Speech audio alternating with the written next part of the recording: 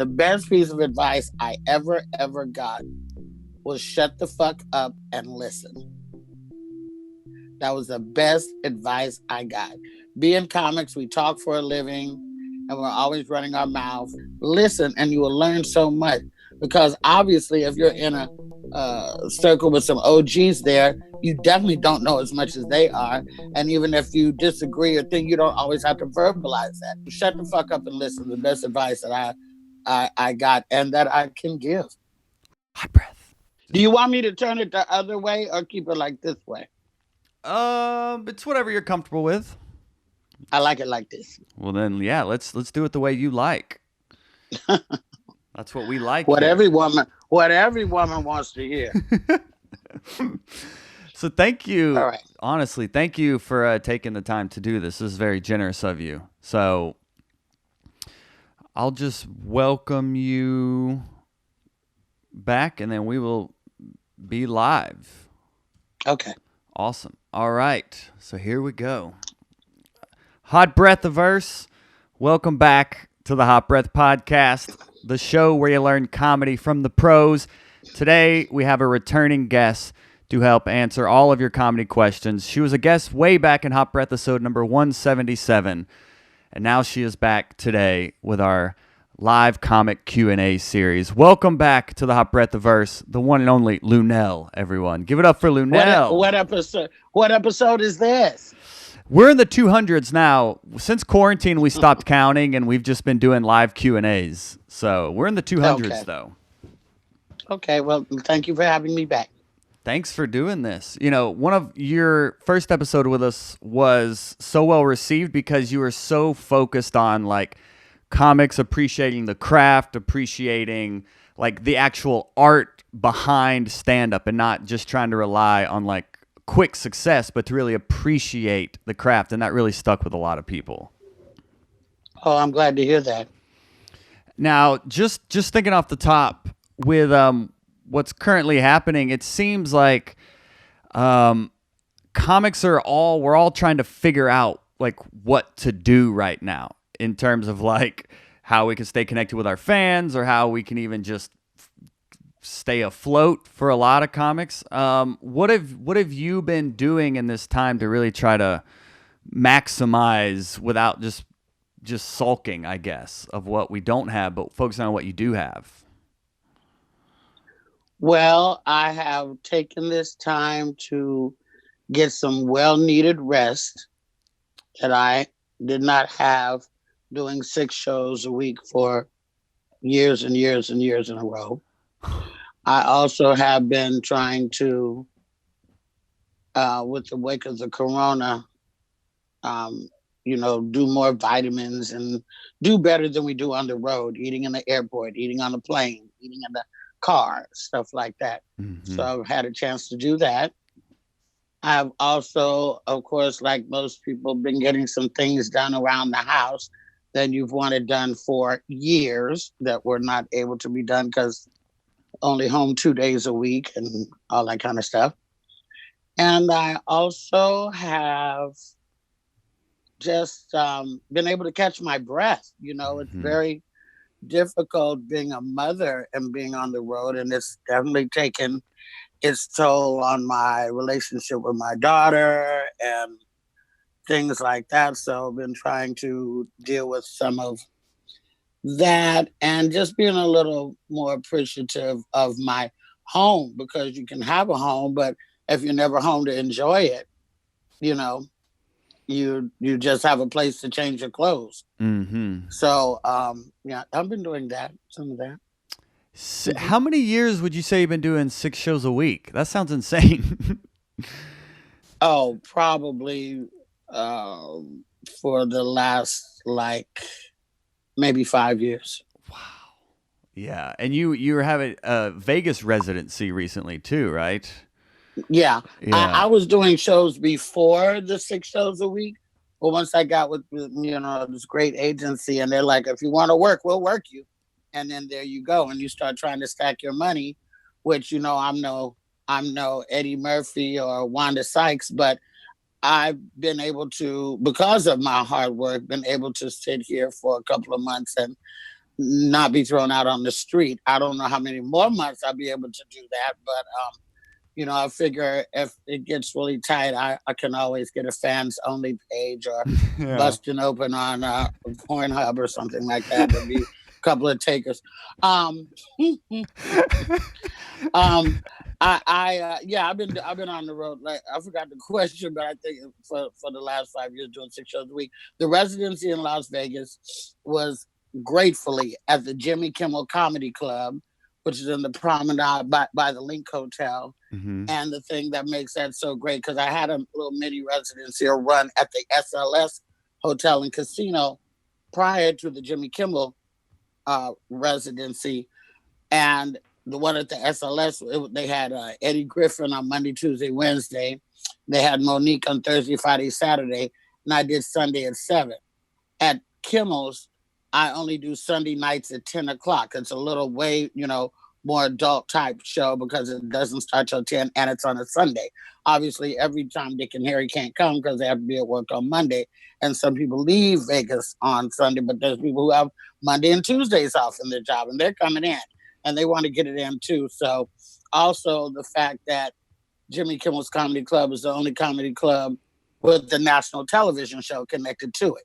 So I was able to do his television show Yeah, I remember and that. have some really great pictures and had a wonderful experience doing that. So out of all the comics in the world that they could let have that slot, for me to have it as unconventional as I am is really a pleasure. But it's not really about being conventional.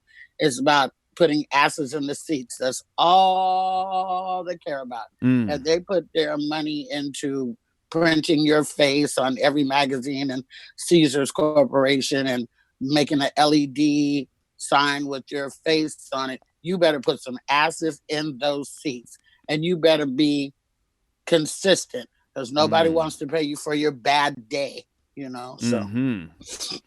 Yeah, it seems your career has really taken off since you did Hot Breath last. So congratulations on that. Yeah, thank you. What would I do without you? Where would I be? Who would I be? And I saw you were working with Eddie Murphy on a new movie. What was that like working with Eddie Murphy? Well, there's 2 movies. There's one that's on Netflix right now called Dolomite Is My Name, about the late Rudy Ray Moore, who everybody didn't know. And now they have an opportunity to. And quickly after that, I was asked to be in, or actually I was just cast in. I wasn't even asked. There was no question, but to do the Coming to America sequel, Coming to America, The Quest.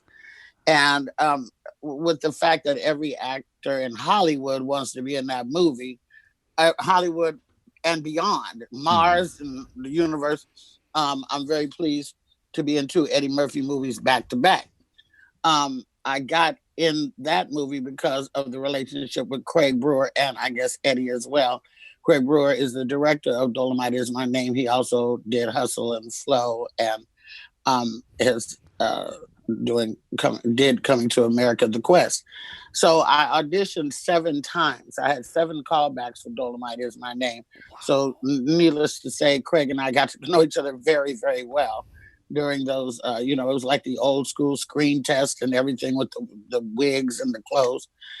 And I felt very Hollywood. But when this came along and I asked Craig, how did I get so lucky to end up in here? He was like, well, Luenell, I know what you can do. And, I really enjoyed you. And so, I wanted to put you in here, which is a lesson to, young comics or even some old ones. And the lesson is don't be a dick because nobody wants to work with a dick. But if you're nice and you're pleasant and you're on time and you know your lines and you speak to the caterers and you're nice to everybody and people are happy to see your name on the call sheet, you could probably work for those people again. But if you come in there on some diva shit, that word gets around too. So, yeah. Yeah. And you've worked Adam Sandler, Sacha Baron Cohen. Sandra Bullock, DMX, Bradley Cooper, Lady Gaga, Beyonce. Yeah. So like what are you people at that level of like success? Like is there like a commonality you're seeing between these people that that maybe it could rub off onto us that are watching this? No, because everybody. No, I don't, because everybody is different. I will say Uh-huh.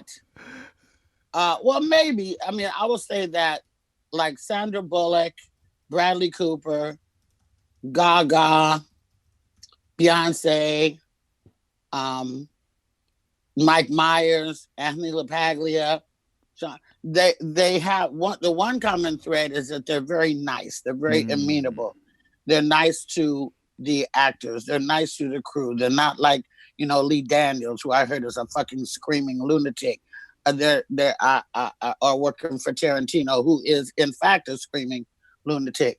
But they get the job done. But those people are very, very nice, and it makes you, like, if you got a kind of daddy issues or whatever, it makes you really want to do your best because they were so nice. It makes you want to please them and get the what's the word I'm looking for? Get the not accolades and acceptance, get the approval of these people. And I think that's what comics want any damn way, is approval and love. I think that's one of the reasons that we do it. It's one of the reasons I do. Yeah. And what was it like, Eddie Murphy? Did you have any memorable stories of getting to work with him? Oh, for sure. Oh, for sure.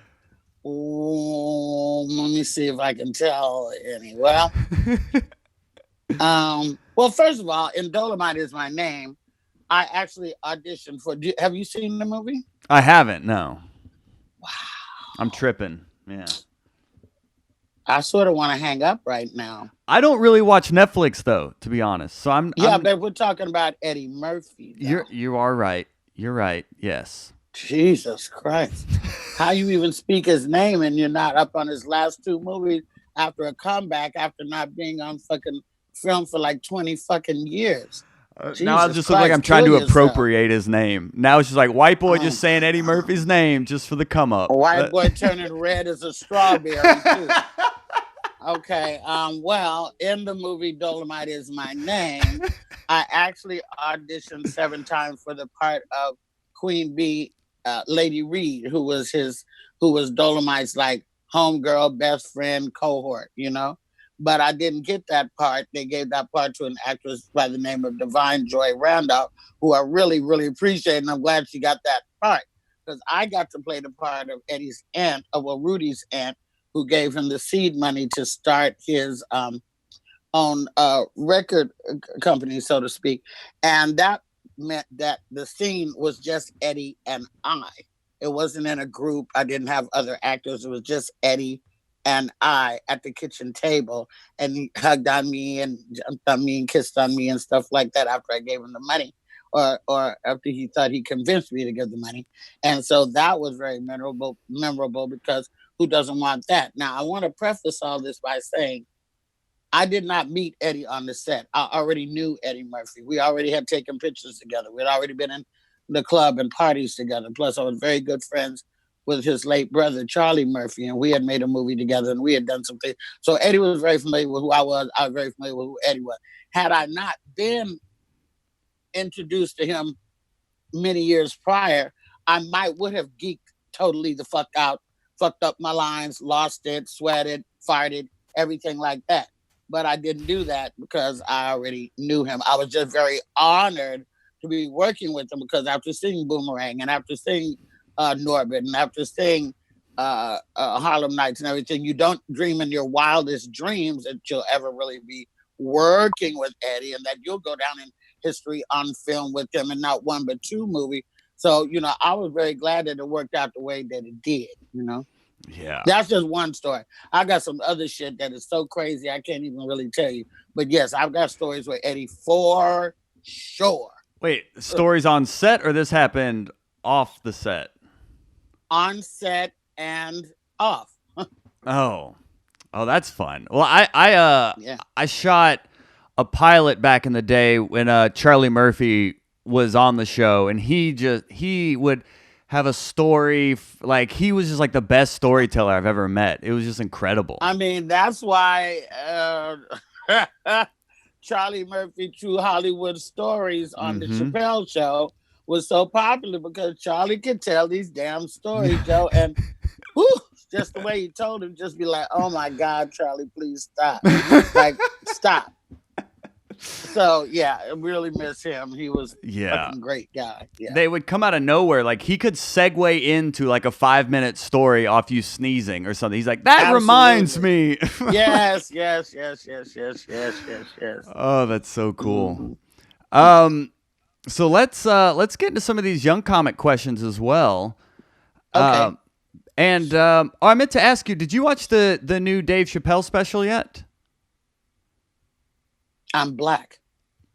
I didn't know. I figured it was required viewing, but you probably got the email. You probably have seen that years ago. That probably you guys got the early release of it. Yeah, if you're black, he sent out a memo to all of us that he was writing it first. So Yeah. yeah, I saw it. Yeah, I saw it. What was your take on it? How'd you like what? Yeah, it just blew my mind. Well, I have a whole scenario. I've turned that whole thing into a bit. So, about how his community must have been so excited to go see Dave in the park, you know, so tired of all this Black Lives Matter. This is great. We'll go see Dave in the park. Bob, grab a bottle of Chardonnay. Let's go see Dave, our neighbor Dave. And then everybody got bit slapped. You could have heard a rat piss on cotton out there. It wasn't fucking funny. It was facts. And it Yeah. was, now I'm not a big fan of the N word, but that's Dave, but I don't use it in my show unless I'm with my people. I don't use it in mixed company because I don't want anybody to get the idea that it's cool or any shit like that. So I don't use it, and um, don't let anybody who's opening or featuring for me use it. If they do, then they're fired off my show, and it's not even negotiable. But for Dave, I mean, people know who they was going to see, just like they knew who they was going to see when they go see Richard Pryor, or they knew who they was going to go see when they went to go see Dick Gregory, or anything like that. So they knew who they went to see. So that's not my flavor, but it certainly was impactful. I'll tell you. Yeah, captivating. Yeah. I don't know if that's the word. Yeah, maybe that is the word. Oh, I'm sorry. Oh, Lord have mercy. I'm sorry. Can the people see us? Yeah, they can definitely see us. Yep. Oh, let me also uh, apologize for my appearance. Normally, I'm much more glamorous than this with lashes and the whole thing. But I just didn't fucking feel like it this morning. I have Mm-hmm. on a little lip gloss. I got a little product in my little curly hair, and that's the best I could do. So for anybody who wants to have a snarky comment about me looking like a turtle or anything like that, fuck you. I didn't fucking feel like it. So that's it. You look beautiful, Luenell. I know, right? And no one's this community is not about roasting or making people feel bad. This is all about supporting and uplifting. If you have anybody in here under 25 years old, they're absolutely about that. You may not see it, but I know better. Yeah. Mm-hmm. So They forget about anything you're saying because they say she looks like Ninja Turtle. She looked like Miss Potato Head, and that will be the conversation for the next like five posts and stuff like that. I know these little bastards. I know what they do. Well, yeah, you're going heavy on YouTube now. The YouTube comments are insane, but that seems to be like your new strategy for quarantine is like you're really doubling down on YouTube. I didn't even consider it until my friend Flame Monroe, who's transgender comic, Flame was like, "Girl, you got to be doing YouTube because you got enough people on your Instagram." Blah, blah, blah, blah, blah. And so, and Flame's my friend, been my friend for 20 years. And so I said, I always tease Flame to say, you're a lady with the biggest dick I ever seen in my life. But anyway, so when Flame suggested to me that I do a YouTube show, I said, well, I could try. I started off on the couch and then we went to the dining room and we had my little set and everything like this. Then the next week we got a mixing board. And the next week we got a microphone. And the next week we got theme music. And the week after that we had playlist and da da da da da da. And we started doing mini shows instead of full episodes that we throw in there to keep you teased so you don't have to wait from Wednesday to Wednesday. Then we got monetized and we got commercials. So, I'm hoping that I wasn't going in this with any high hopes, but I'm hoping that I could be a big star like you one day and get my own show, or, Ooh. maybe go to HBO and Netflix or something like that. Because I certainly have gotten like over 22,000 subscribers in the last like month, and that's only that's not even a third of the Instagram people that I have. But if everybody from my Instagram at Luenell at Luenell would come over to my YouTube channel, Hey Luenell, Mm-hmm. HeyLuenell, it'd be greatly appreciated, and I might get somebody's attention. But I'm enjoying doing it. I get super glammed up. I even like take a bath and put on perfume, even though you can't smell it, but it just makes me feel like I'm going, to the stage or whatever, which that's part of my ritual. And so I've been having good success with it. And we go every Wednesday from 3 to 4 p.m. California time. And this next week, we're going to do that show and do our first Club Quarantine VIP Lounge Backyard Boogie, meaning that we're going to do another show at nighttime from 7 to 9 with special guests like Miguel Nunez and Laura Hayes and Red Grant and stuff like that. And we're going to do it outside in the backyard. And I'm going to have drinks and edibles and a DJ. And it's going to be only like 7 or 10 of us. That sounds fun. Yeah, we're all getting I know. creative You out want to here. come, don't you? I know you want to come. You can invite me. I'll scare people. They'll think I'm 12 or something. Well, that The could age be a and the turn on for police. some people. That could be a turn on. Did you see? Did you see Epstein's thing? Yeah. Well, that could be. Oh, you Oh, didn't see Epstein's document no. called "Filthy Rich." Filthy Rich. Okay. Well, No, I didn't. you would I know what heard I of it. I meant. didn't see it. Yeah. Yeah. So, well, that's what I'm saying. It could be a turn on for somebody. You looking 12? All right, let's get to a few young comic questions here. Let's go. Let's go. It's So one, you were talking about traveling a lot. So for comics, do you have any travel tips? Yeah, lots. Like, try to, even before the virus, I was like, try to take your own food as much as you can. Little sandwich, little bagel, little, cheese and crackers, or even cup of noodle, because you never know when you're going to get delayed on a plane. And when you're delayed, they will not serve you. Always buy a bottle of water when you get through security. Always never get on a plane without snacks and water ever, Mm. because you never know when you might get delayed. And then also, you'll have that in your hotel room late at night, snack when there's no room service or you don't feel like going downstairs. And you always have a little snack. Apples, oranges, things like that are always good to travel with, I think. Awesome. All right, and that was Michelle, by the way, Michelle Van Dusen. So thanks for asking, Michelle. Hey, Michelle. Aw. It's Bob Jorgensen asks, could you describe for us your writing process? Well, I'm weird in as much as I really don't write because I'm not a scripted comic. I'm more off the cuff. I have what they call the gift. I can't describe it any other way. I can write bullet points down and say, "Oh, I need to talk about this. Oh, I need to talk about that." Like, I write, I need to talk about Prince Harry and Meghan. Boom. I know what I want to say about that. I want to talk about Dave Chappelle's special. Boom. I know what I want to say about that. And I have the gift of gab. No two shows that I do are exactly the same. And I don't want to be, if I'm going to memorize the script, I'm going to get more money than I do to do stand up. That would be Mm. for a film or something like that. And I don't want to tax my brain because sometimes the scripted comic will be thrown off by a heckler or by something else. And then they got to try to get back where they were in their scripted mind, and it can be a shit show. So I just write bullet points. I don't really write. Oh, nice. And do you record your set and then review it, or do you just remember it every time you go on stage type deal? No, I try not to listen to it actually, because number one, I don't like my speaking voice. I always sound to me like I've got a glob of, mashed potatoes in my throat or something. And then also, if I look and see what I did, which may have been outrageous, I might get embarrassed and not do it again. And I think the magic of my show is that you never know what the hell I'm going to do or say. And I don't want to get like, oh, I don't want to do that again. Look what I looked. Oh my God, they could see my stomach go. I don't want to do that. So I don't, I really, unless it's for a special or something, I really, really look at my shit again. All right. Coming up next, John Chappelle.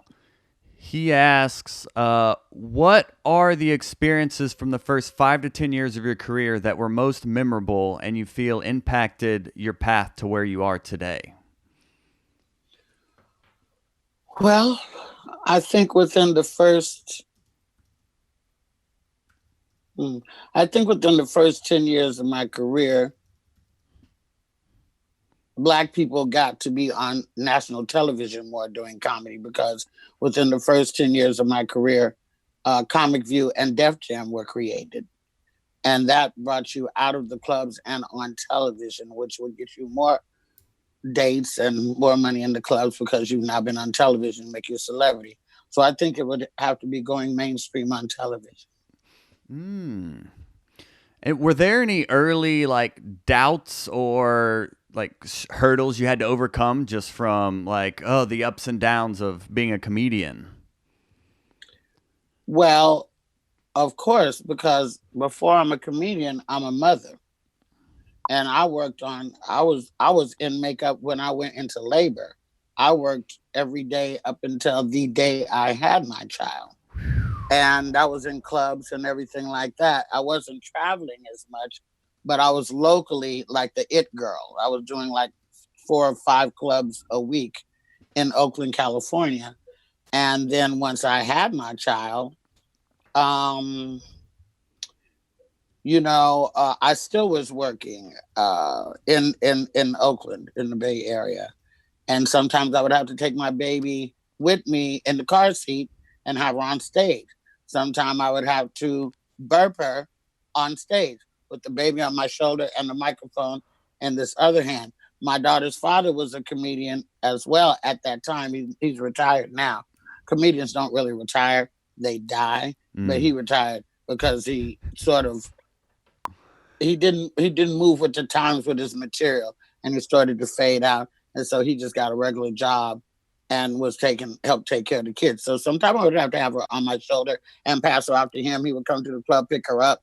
It was very hard to fly away and leave your child if they have the whooping cough or something like that, especially being the mother. You want to make sure they got rubbed on with this. You want to make sure the covers are on them, and it's been very, very difficult, and very, very stressful. I'm proud to say now that my daughter's 24 years old, very independent, and just gave me a whole bunch of shit yesterday about not being around when she was growing up. So they're gonna grow up and throw it back in your fucking face when they get older, as much as you try to do the right thing. So that's always hard for a mother, a woman, a mother, or a wife in this business. All right, that's good advice. Oh, and that a comic actually asked Cedric Drake. I think he's from the Bay Area. He asked how much being from the Bay Area has shaped your comedy. Oh, being from the Bay Area has shaped everything in my life. First of all, especially now, while growing up in Oakland, I grew up during the Black Panther movement. And so I'm very, much the activist in my heart, very aware of my surroundings. I grew up in Oakland, but I was educated in the suburbs in Castro Valley, California.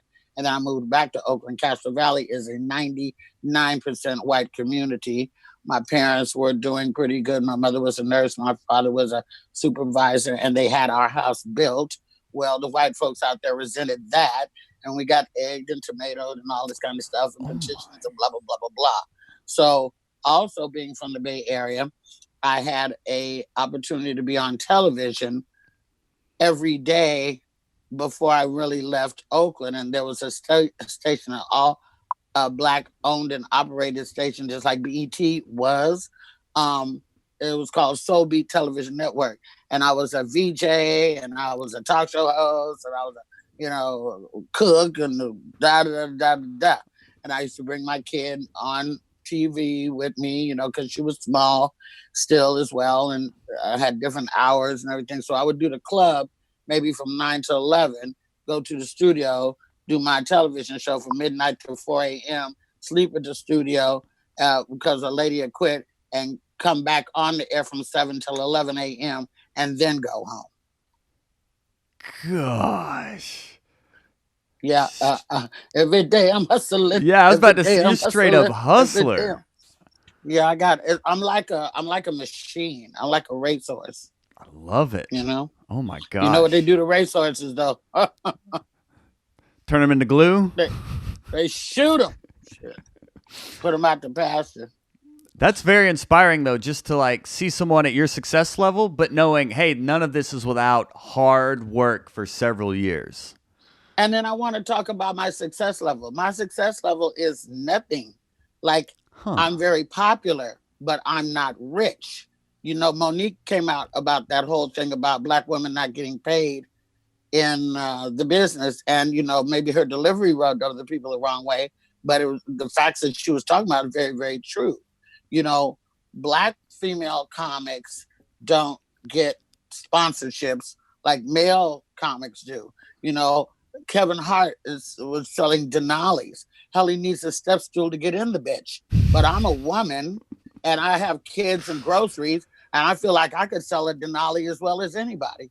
You got Cedric hawking stuff. You got all these guys hawking things, but you don't see any women with sponsorship deals. I've never had a show of my own.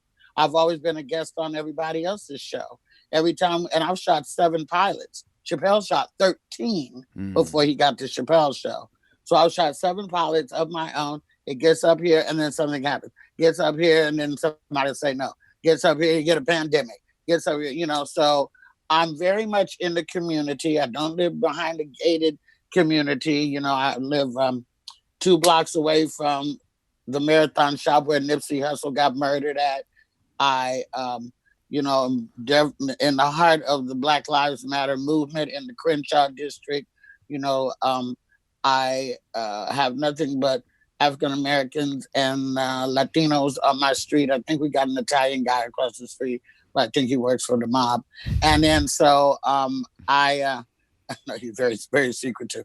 And so, I've done it. I don't have to integrate myself into the suburbs. I was raised in the suburbs. I'm not a black girl who lived in the hood and made my way out. I'm a sister who was raised in the burbs and came back to the hood. And hood doesn't mean ghetto. Hood means neighborhood. So I live in a neighborhood of very, of diverse people, and I appreciate it because there is a freedom to being around minorities. And I'm gonna tell you, people keep trying to move away, move away. I want to move up to the right. I want to get a house in the hills, because you're trying to move away from minorities and you think you will have a better life and you will have a more beautiful home and da da da da da da. Of course, now you got the homeowners association tipping around your house telling you the fucking weeds are 8 inches too high, or you got a neighbor who's calling the police on you because you're in your own $1 million backyard having fun at your own pool party, but they're disturbed by the music, which ain't rap music. It could be soul music, Motown music. Down here, the Mexicans on the corner, they have a fiesta every motherfucking Friday. But if they're playing music, they're not banging, they're playing music, and I like Latin music. Why would I call the police on them? If I want to have a fish fry, or like I said, my backyard boogie that's only going to be 2 hours long next Wednesday night, I don't have to worry about the police coming here because somebody called them because I'm disturbing them. We're just very chill. We're very much mind our business, very much like, what's the big deal? We don't do that. I don't know about these uptight white folks that always want to make it their business to patrol motherfuckers, and that I'm really having a problem with. Really having a problem with. But when it comes to being a black female comedian, I mean, you've been doing comedy for 30 years. Is there like a resentment, or do you see what needs to be changed, or like how to change it? Like, Well, as far as I don't think there's a resentment because I mean, I continue to work. Like people like to work with me. Yeah. I love to work. I love my job. I love to go on set. I've only ever wanted to be one thing, and that was an entertainer. I never had a plan B. I never, thought about anything else. I had thought about being a teacher, and then I got a load of these fucking kids, and I was like, well, that's out. And I grew up watching, Doris Day and Gene Kelly and that's entertainment and all that stuff and the glamour and the Supremes and all the foo stuff and that just got in my blood and I said, oh, I want to do that. That's what I want to do. And I've never wanted to do anything else. And I pursued that viciously and I have achieved that. But as far as making big money, like, let's take A Star Is Born. I'm in the movie A Star Is Born. There's 4 comics in the movie A Star Is Born. Dave Chappelle, Eddie Griffin, myself, and Andrew Dice Clay. One of the biggest movies ever. I'm nominated for Academy Award. But hell, I'm not Gaga. I'm not Bradley. I wasn't the main person. I was just a regular hired actor. I didn't make scale, but I made a little bit above that. But you get paid once and you don't get paid no more until the residuals come around and you'll make that for the rest of your life. But as the movie dwindles in fame, the residuals get smaller, you see. And I have the blessing is I do get a lot of mailbox money because I've done so many films and television projects that every 90 days is like check. But those checks range from like $3,000, which I'm still getting for Borat, down to maybe 12 cents for something that I did like Nash Bridges or something like that. So, and then if you don't work, there's no retirement plan for comics. There's no health plan for comics. If you don't go into acting, you can't, it's just, you get to be in a union. Comics don't have a union. We're the only entertainers that don't have one. Even a clown has a union, but we don't have one. So if a club owner does us wrong, we literally have to take it to the streets because there's nobody to go bitch to about it. There's nobody to protect you. And as a woman, it makes you very hard because you got to play with the big boys out here in these streets and you can't be no punk and you got to stand up for what you know is right and you got to demand your respect and demand this and that and all that kind of stuff. Yeah, that's Justin Williams that actually asked that. Like, if a booker or a promoter doesn't pay you what they said they're going to, like, how do you deal with that? Well, you have to find them and threaten them. That's what you do. Okay. And you really, or you have to whip their ass or get their ass. That's what you do because there is nowhere to complain. Who are you going to talk to? The police? Give a fuck. There's nobody to protect the comic. We're like dope dealers. We're like the last gangsters of entertainment, and that's the truth. Mm-hmm. I mean, it really is. Do I look like I'm naked? I have on some clothes. I want to look like. Do I look like I'm naked? You're showing a lot of skin. Showing a lot of skin. You? I got all gussied up for this. Look, I got a button down on. I was ready for this day. I can smell you. Don't you have on some Old Spice or some shit like that? Got on Brute. Oh, okay. High karate. Do you even know anything about high karate? I don't know anything about high karate. Right, that before your time. That was I can't even go into it. That was a cologne. I swear. Ask somebody over 50 about high karate. They'll fall out on the floor. Oh, that was back in the AM radio days, I see. Okay. Hey, don't fucking hate on AM radio. There's a lot of gangster shit going on AM radio. They think everybody's gone, but everybody's not gone. So let's land this plane here. Because I know your time is extremely valuable and we appreciate you doing this. But no. Let me do 2 more questions. All right, we'll do 2 more Hot Breath the Verse. We got 2 more out of Luenell. She's having fun. So, do you know that hot breath is the most offensive thing? Like if you're dancing with a guy and his hot breath is breathing down your neck. I was like, because when I heard the name of the podcast, I'm going to tell you this before. I was like, hot breath. Mm-hmm. Good Lord, who wants that? But but you remember it. Working for you. You remember it. Yes. Patrick Simon asks, well, first off, there's a lot of people thanking you for doing this, saying thanks for doing this. They're Oh, giving applause emojis. Like, people are very oh, grateful for this. yay. Oh, That's okay, great. cool. So Follow me on Instagram and subscribe to my YouTube show and subscribe. show me Yeah. you're thankful right there. YouTube is the move. Yeah, subscribe to her YouTube and follow her on Instagram. But like, yeah. Yeah, and say that you heard about me on Hot Breath. I'll write you back. Yes, let her know you heard her on here, Hot Brethren and Sisterin. Yeah. Mm-hmm. So Patrick Simon asks, and a few Yeah. people were curious about like your acting and things like that, and that whole side of your career. But he asks, did your stand up lead to your career in films, or did you pursue them separately?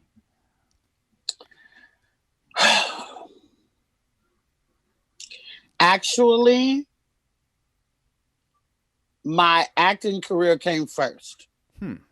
Believe it or not, because I started off in theater actually, which is the advice that I give people. Like, how do I get in a minute? I'm like, start, slow. Start in theater. See, can you memorize lines? See, do you read well aloud? See what your comprehension is. See, can you take constructive criticism and direction without getting all in your feelings? And see, can you work with other people? Because that's what you have to do in order to make movies and work on television. And if you want to start off, sorry, it's garbage day here in the hood. My garbage man, he's tearing shit up out there. Okay. See, here we go. But theater is where I started, and I was in the Bay, and I was the first movie I did was So I Married an Ex-Murderer with Mike Myers and Anthony LaPaglia and all that. And that was done in San Francisco. I wasn't even in the union yet because that was my first film. So when you see it, I wasn't even blonde yet. When you see it, the voice coming out of my mouth is not my voice. Because when they had to do ADR, the overdubs, later, they didn't have to call me because I wasn't in the union. The movie that got me in the union was my second film, which was The Rock with Sean Connery and Nicolas Cage. Mm-hmm. And I was 7 months pregnant when I did that on Alcatraz in the middle of the night. Whew. I must have killed that because they wanted somebody who could improvise. They had to shoot on Monday. This was a Thursday. And they wanted somebody that they didn't have to write for just for a little part. I mean, for somebody to get hired 7 months pregnant, they either thought I was fat, which I'm a little chubby, or they just didn't pay any attention, or I disguised it well with my oversized Adidas tracksuit. Mm. But that when I got cast in The Rock, I was on a Thursday. I had until Monday to join the union, and to join the union at that time was $1,086.53 back in 1995. And so I went to 3 club owners in Oakland: Jeffrey from Jeffrey's Inner Circle, Jimmy from Sweet Jimmy's, and Chuck Johnson from the Soul Beat Television Network. And I got like 500 from each, and we ran across the Bay Bridge and got into San Francisco and got to the SAG office at Friday at 4:45, because they said if I did not join SAG by Friday, I would not be able to step on the set on Monday. So anyway, I had done those 2 films before I ever moved to LA, and LA is actually where my comedy career started. But I ended up moving back to Oakland, and that's where my comedy career marinated and got seasoned. And have a lot of acting gigs come from people knowing your stand-up, or are they still kind of mutually exclusive worlds? Say that again, because you cut out for just a minute. Can you ask me that? Yeah. Has a lot of your acting work come from people knowing your stand-up comedy, or more from knowing your acting? A lot of gigs have come from them knowing my stand-up reputation. Because when you're a good stand-up and they hire you, they're hiring you because they know that whatever they have written on paper, you're going to be able to bring more to it in every single take. Or they know that they don't really have to write for you. They can just tell you the bullet points they want you to hit. And if you're intelligent, you have acting chops, you can weave the fabric, be the thread through the fabric of the piece, and get to those bullet points and get there in a comedic way, but not going too over the top, you know? So I would say that a lot of my uh, film and television credits have come from my acting chops. But of course, I have to audition for stuff too, you know, which I hate. But you said 7 auditions for Dolomite, right? Yeah, but I really wanted that motherfucker, boy. Yeah, yeah. That was Understandably. Eddie. Shit, Yep. Eddie. I'd have done that. I'd have done anything, anything. So the final one, and I think this is a great way to wrap it up on this show. Dennis Tooley asks, "What is the best piece of advice someone gave you for comedy?" The best piece of advice I ever got was from one of the queens of comedy, Miss Laura Hayes. She was also a staple on Comic View for many, many years. She played Cole's mother on Martin, and she's also from Oakland, California. This is going to sound crazy, but I'll explain why. The best piece of advice I ever got was shut the fuck up and listen. That was the best advice I got. Being comics, we talk for a living and we're always running our mouth. But you will learn more if you just shut up. Like get around some, the comic circles. Like you do comedy and then at the end of the night, everybody goes for a drink or whatever like that. Just, don't feel like you have to rebuttal shit. Don't feel like you have to add to the conversation. Shut the fuck up and listen. Listen, and you will learn so much. Because obviously, if you're in a circle with some OGs there, you definitely don't know as much as they are. And even if you disagree or think, you don't always have to verbalize that. So the best, and it was hard for me. And I didn't do it right at first. But, shut the fuck up and listen. The best advice that I got and that I can give. I hear you loud and clear on that. That's the whole thing of this show is just like getting to connect with comics like you and just listen and absorb. Like it's priceless. Thank you so much, Luenell.